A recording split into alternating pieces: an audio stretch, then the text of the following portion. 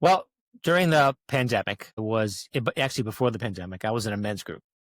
Let me back up a little bit. You said something about sometimes when you first got sick, you started Googling stuff to try and find, or Yeah. chat GPTing something. So Yeah. I lost my father when I was 20 years old. And I had a wonderful stepfather. He was great. He was around. But I never really gave much thought to the fact that my dad wasn't around. I always thought that if I needed to buy a car, I would just Google it and figure out how to buy a car.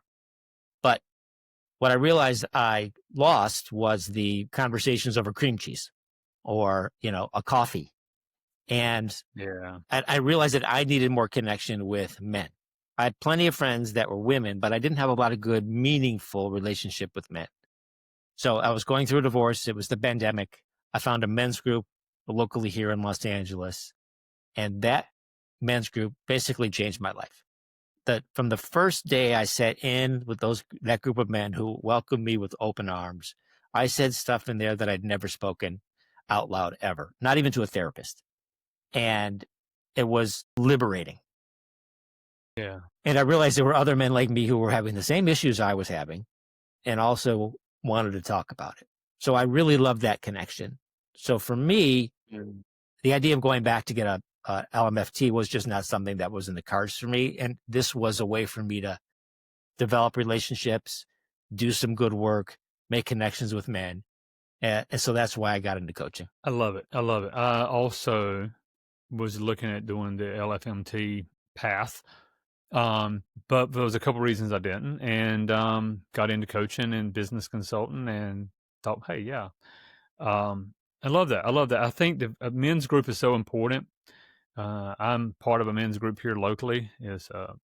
And yeah, and we're it was so funny because I have to say this for my listeners that are of Christian faith. A lot of them can be very religious. And I walked into one, and it was exactly opposite of that. Now we talked about Christ and we talked about the Word of God, but they were sitting around. Just everything else was different. Everything else was like real, raw, no self righteousness. The language wasn't Christian, and I'm like, it messed my paradigm up. And what it made me realize was there's a lot of men that need real freaking help and real people, and part of that's where we're doing Prosper with Wayne now. I want to teach people how to prosper in health, wealth, and happiness. Mm-hmm. And to do that, you got to realize in what you said earlier, again, I get back to that. How do I want to feel? I've never asked or been asked that, but I'm borrowing that. So thank you. Feel free. If it helps one man, it makes sense. Well, my first men's meeting. So we'll go back to that though.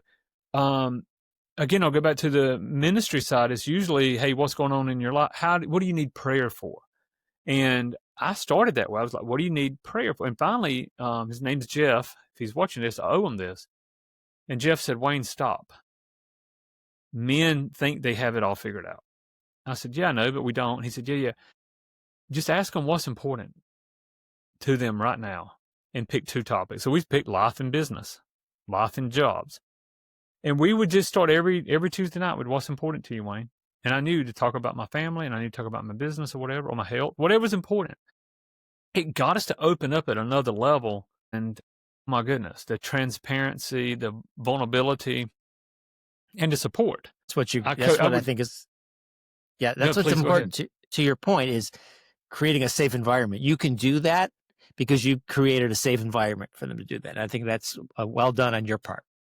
Yeah, and you have to have that safe environment. I totally agree with you on that. You got to be careful. The whole world doesn't need to know your business, just those who are there to care with you and walk you through it. And I've told my best friend many times, there's nothing that you can share with me that's going to break that friendship or make me look at you different.